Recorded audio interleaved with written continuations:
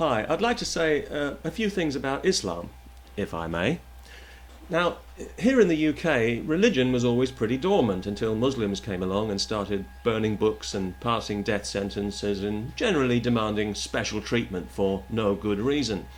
But they've shown everybody else what can be achieved by bullying and intimidation. So now every crackpot in the country feels entitled to respect for their precious beliefs.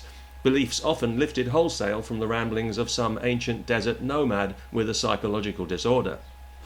It does seem quite ironic to me that the very people who have clearly made no attempt to think for themselves are always the most vocal in demanding respect for their ideas. But some Muslims go further than this and claim that they are being victimized in British society. But I don't really believe that's true.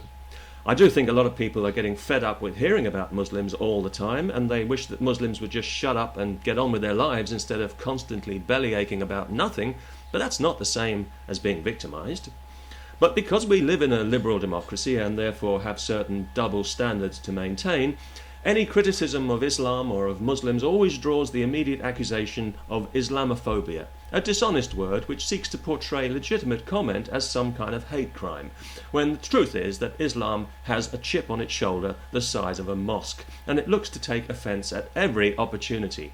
Some Muslims, it seems, are almost permanently offended about something or other, and yet you never hear a peep out of any of these people when some young Muslim girl is murdered for bringing dishonour upon her insane family. Suddenly, everyone's looking at the floor then.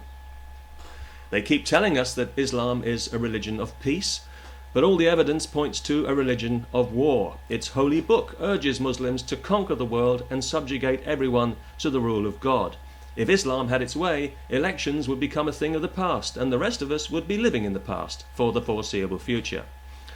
And some people are very keen to bring this situation about, especially the loud-mouthed, rabble-rousing Islamic clerics who we always hear praising the suicide bombers as glorious martyrs.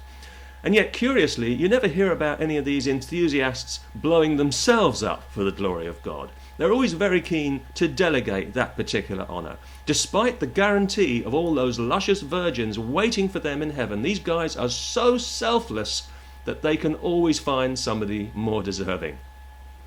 Now, of course, the whole 72 virgins scenario has become something of a comedy staple, and with good reason.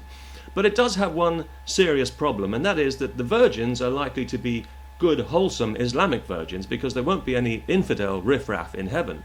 So, presumably they'll have brothers and cousins and uncles who are all determined to defend their honour by killing anyone who makes eye contact with them.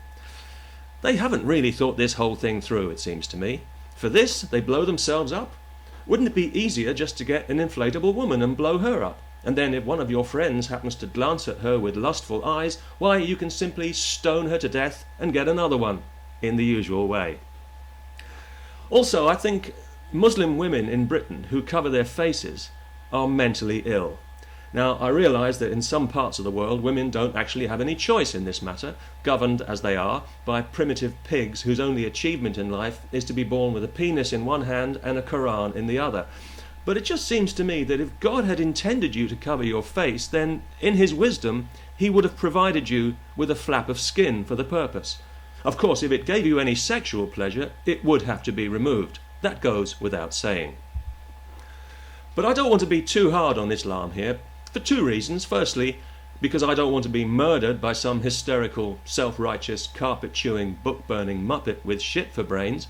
And secondly, I think we do need to make allowances for Islam because we have to remember that it is quite a young religion. So maybe right now it's just going through a difficult age. A little headstrong, full of itself, thinks it knows all the answers, but I'm sure it'll learn.